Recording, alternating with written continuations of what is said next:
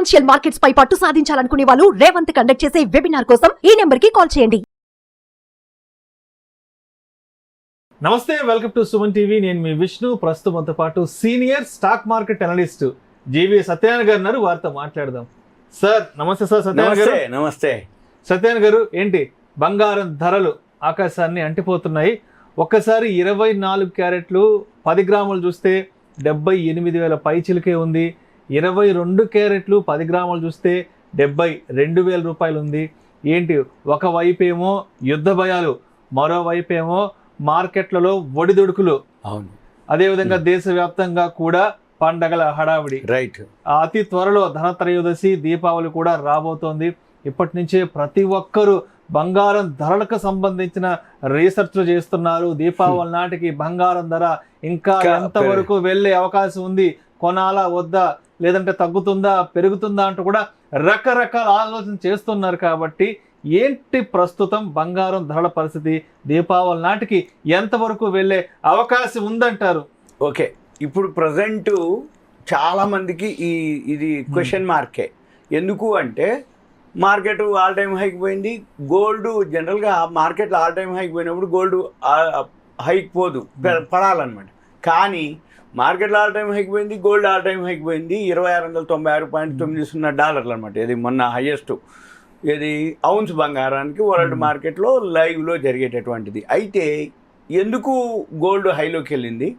ఇప్పుడు ఏదైతే యుద్ధం అంటే అనిశ్చిత పరిస్థితి, ఎప్పుడైతే యుద్ధాలు అవి జరిగినప్పుడు ఎక్కువ శాతం సేఫ్ ఇన్వెస్ట్మెంట్ ఏంటిది అంటే గోల్డ్ అనమాట. అందుకని గోల్డ్లో ఇన్వెస్ట్ చేస్తారు ఒకటి. ఇక రెండోది, ఎప్పుడైతే అంటే యుద్ధాలు అటువంటి జరిగినప్పుడు అక్కడి నుంచి ఇప్పుడు ఇరాన్ కానీ, ఇజ్రాయెల్, ఇప్పుడు ఈ గొడవలు కానీ, అంతకుముందు రష్యా ఉక్రెయిన్ కానీ, బంగ్లాదేశ్ కానీ, ఈ మధ్య కాలంలో ఇటువంటి ఈవెంట్స్ జరుగుతున్నప్పుడల్లా యుద్ధ భయాలతోటి ఈ దేశాలకు ఏమవుతుందంటే ఎక్స్పోర్ట్స్ ఇంపోర్ట్స్ ఉండవు. ఇక ఎక్స్పోర్ట్ చేస్తే వాళ్ళు పైసలు ఇస్తారో ఇవ్వరో అనేది భయం. ఇంపోర్ట్ చేసుకోవడానికి వాళ్ళు ఎక్స్పోర్ట్ చేయరు వీళ్ళకి. అక్కడ ఏమవుతుందంటే వీళ్ళకి పైసలు కావాలి. ఆ పైసలకి ఏంటిది అంటే బంగారం నిల్వలు. బంగారం నిల్వలు ఏ దేశంలో ఎక్కువ ఉంది అంటే ఆ దేశం నిల్వలు, అంటే ఆర్థికంగా ఏదైనా అవసరం పడితే బంగారం ఇచ్చేసి వాళ్ళకి కావాల్సిన ఫుడ్ కానీ, ఏదైతే ఎఫ్ఎంసీజీ సంబంధించిన అవన్నీ వాళ్ళు తెచ్చేసుకుంటారు. అయితే ఇక్కడ ఏం జరుగుద్ది అంటే ఎప్పుడైతే ఇటువంటివి జరుగుతున్నాయో దేశాలే బంగారం కొని నిల్వలు పెట్టుకుంటున్నాయి. ఈ రూపాయలు డాలర్లు పనిచేయవు ఆ టైంలో, అంటే ఇటువంటివి జరిగినప్పుడు.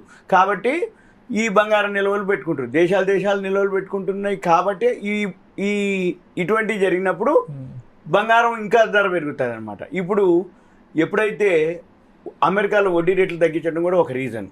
వడ్డీ రేట్లు తగ్గించడం వల్ల బంగారం ధర పెరుగుతుంది అనమాట. అందుకని ఇప్పుడు ఒకటి బంగారం ధర పెరుగుతుంది. దీంతో పాటు సైమల్టేనియస్గా అంటే రూపాయి విలువ పడిపోవటం, క్రూడ్ ఆయిల్ ఏదైతే ఇరాన్ ఇజ్రాయెల్ గొడవతోటి క్రూడ్ ఆయిల్ ధరలు పెరగటం, ఈ క్రూడ్ ఆయిల్ ధరలు పెరిగేటప్పటికి అంటే కమోడిటీస్కి వచ్చేటప్పటికి, అందుకని ఇప్పుడు ఎక్కువ శాతం పెరుగుతుంది. ఇప్పుడు మీరు అన్నట్టు పండగలు ఉన్నాయి. ఇప్పుడు జనరల్గా ఏమవుతుందంటే ఈ పండగలతోటి ఎంతో కొంత ఇప్పుడు అన్నీ, అంటే మొన్న వినాయక చవితి అనుకోండి, దసరా, ఇప్పుడు మనకి దసరా ఉంది, తర్వాత దీపావళి, ఇట్లా ఏవైతే పండగలు కంటిన్యూ ఉన్నాయో. ఇంకొకటి, ఈ మధ్యకాలంలో మనం చూస్తే పేపర్లో కొన్ని లక్షల పెళ్లిళ్ళు ముహూర్తాలు ఉన్నాయి. ఈ లక్షల పెళ్లిళ్ళు ముహూర్తాలు ఉన్నాయంటే ఏం జరుగుద్ది? ఏ రేటు ఉన్నా బంగారం కొనాల్సిందే. అంటే ఆ పెళ్లి కోసం రేటు ఎక్కువ ఉంది తక్కువ ఉంది అని చూడరు. అంటే దీంతో పాటు ఏమైతుంది, బంగారానికి డిమాండ్ పెరుగుతుంది. డిమాండ్ ఎప్పుడైతే పెరుగుతుందో, సప్లై ఎప్పుడైతే తగ్గుతుందో, ధర ఏమైతుందో ఆటోమేటిక్గా పెరగడం మొదలు పెడుతుంది. ఇంకొకటి, ఇక మనం అవసరమైనప్పుడు ఇక బంగారం రేట్లు లెక్కలు వేయరు. అంటే మ్యారేజ్ ఉంది, ఇక తప్పదు కొనాల్సిందే అనేది. అంటే అందరూ కొనేటప్పటికి ఏమవుతుంది, ఆటోమేటిక్గా ధర పెరగడం. ఇవన్నీ కాకుండా వరల్డ్ మార్కెట్లోనే బంగారం ధరలు పెరగడం ఒక రీజన్. అయితే ఈ బంగారం ధరలు పెరగడానికి ఇంకో రీజన్ కూడా ఉంటుంది. ఇప్పుడు ఏవైతే మైన్స్ ఉంటాయి, ఏదైతే ఖనిజాలు, అంటే మనం ఈ గోల్డ్ మైన్స్, బంగారు గనులు, ఈ బంగారు గనుల్లోంచి బయటికి తీయాలి ఏదైతే గోల్డ్ ఉందో, ఈ గోల్డ్ మైన్స్ పైపొరల్లో లేదు ఇప్పుడు, అంటే బాగా లోతులో ఉందన్నమాట. అంటే ఎప్పుడైతే బంగారం బయటికి తీయాలి అంటే ప్రొడక్షన్ కాస్ట్ కూడా ఎక్కువ అవుతుంది. ఈ ప్రొడక్షన్ కాస్ట్ని బట్టి మార్కెట్లో బంగారం ధర కూడా నిర్ణయించడం జరుగుతుంది. ఎందుకంటే ప్రొడక్షన్ కాస్ట్ తక్కువలో ఉంది అనుకోండి, ఉత్పత్తి ఎక్కువైంది. ఉత్పత్తి ఎక్కువైనప్పుడు సప్లై పెరుగుతుంది. సప్లై ఎప్పుడైతే పెరుగుతుందో బంగారం ఏమవుతుందో ఆటోమేటిక్గా ధర తగ్గుద్ది. ఇప్పుడు మార్కెట్లో బంగారం ధర ఎలా ఉంటుందంటే ప్రొడక్షన్ కాస్ట్ కంటే తక్కువ ఉందనుకోండి, అంటే ప్రొడక్షన్ కాస్ట్ తక్కువ ఉండాలి, మార్కెట్లో ఎక్కువ ఉంటుంది జనరల్గా బంగారం. సపోజు ప్రొడక్షన్ కాస్ట్కి బంగారం మార్కెట్లో ఉన్న దానికి ఈక్వల్ ఉందనుకోండి, అంటే ప్రొడక్షన్ కాస్ట్ కనుక పెరిగితే మార్కెట్లో బంగారం కూడా ఆటోమేటిక్గా పెరుగుతుంది. ఎందుకు? సైమల్టేనియస్గా ఒకటే బండ గుర్తు. ప్రొడక్షన్ కాస్ట్ కనుక తగ్గితే మార్కెట్లో బంగారం ధర తగ్గుద్ది, ప్రొడక్షన్ కాస్ట్ పెరిగితే మార్కెట్లో బంగారం పెరుగుతుంది. అయితే ఒకవేళ ప్రొడక్షన్ కాస్ట్కి డిఫరెన్స్ కనుక మిస్ మ్యాచ్ అయితే అంటే ఏంటిది?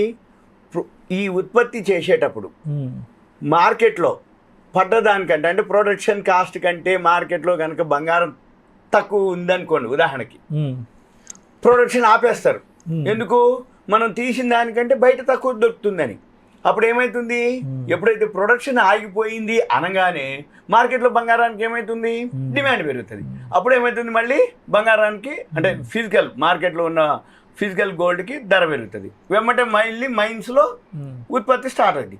ఎప్పుడైతే ఉత్పత్తి స్టార్ట్ అయిందో ఉత్పత్తికి ఎంత ఉంటుందో అదే మాదిరి బంగారం ధరలు కూడా ఉంటాయి. అంటే ఉత్పత్తి కాస్ట్ పెరిగిపోతుంది అన్నట్టు మనకి. దీంతో పాటు మనం లెక్కేయాల్సింది ఏమీ లేదు. రాబోయే రోజుల్లో మీరు అన్నట్టు ఇంకా పెరుగుతుంది. ఎప్పుడైతే ఎప్పటికప్పుడు ఎవరైతే ఎదురు చూస్తూ ఉన్నారో మనం, అంటే మీకు ఉదాహరణకి అంతకుముందు మనం పాత వీడియోలు చేసినాం, అప్పటికిప్పటికీ రేట్లు ఒక్కసారి దాన్ని క్లిక్ చేసి చూస్తే చాలా తేడాలు అనమాట. అంటే మనం ఒకసారి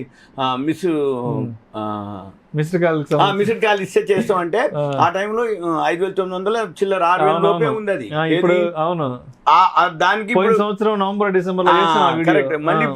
మళ్ళీ మీరు మిస్డ్ కాల్ ఇచ్చి చూడండి ఎంత ధర ఉందో అప్పటికిప్పటికి తేడా తెలుస్తుంది. అంటే ఆ విధంగా బంగారం ధరలు ఇంకా పెరిగే అవకాశాలే ఉన్నాయి, పెరుగుతాయి కూడా. కాకపోతే మనం ఇక ఏ ఈవెంట్ని బట్టి మ్యారేజెస్ కానీ వాళ్ళు ఉంటే తప్పదు అన్నట్టు. కాకపోతే సేవింగ్స్ వాళ్ళు మాత్రం ఆర్నమెంట్స్ కొనుక్కోకుండా గ్రామ్స్ 24 క్యారెట్స్ ఉంటాయి, కాయిన్స్ దొరుకుతున్నాయి ఇప్పుడు బాగా అన్నీ, చాలా వరకు రిలయన్స్ అనుకోండి అన్నీ దొరుకుతున్నాయి 24 క్యారెట్స్ 1 గ్రామ్ ప్యూరిటీవి 999.99 ప్యూరిటీ. అవి మనం చూసుకొని అవి కనుక కొనుక్కుంటే సేవింగ్స్ కింద హెల్ప్ అవుతుంది. రాబోయే రోజుల్లో గోల్డ్ పెరుగుతుంది. ఇంకొకటి షేర్ మార్కెట్లో అంటే అప్ అండ్ డౌన్లు ఎక్కువ ఉంటాయి, అనిశ్చిత పరిస్థితి అంటాం. అంటే ఏంది?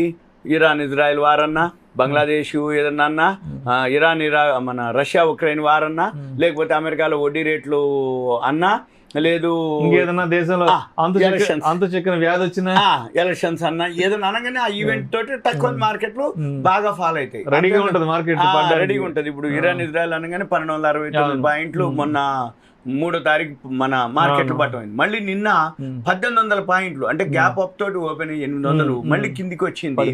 అంటే 1800 పాయింట్లు లోకి హైకి డిఫరెన్స్ అనమాట. ఇది శుక్రవారం నాడు మార్కెట్లు 4వ తారీఖు. ఇవన్నీ మనం గమనించాలి. ఈ రాబోయే రోజుల్లో గోల్డ్ సేఫ్, గోల్డ్ తగ్గినప్పుడల్లా కొనుక్కోవచ్చు. మీకు అంతకు డౌట్ ఉందంటే గోల్డ్ ETF అయితే సేఫ్. నెక్స్ట్ వీడియోలో దాని గురించి ఎక్స్ప్లెయిన్ చేద్దాం. Thank you sir, thank you so much. Suman TV ప్రేక్షకులకు ధన్యవాదాలు. Thank you.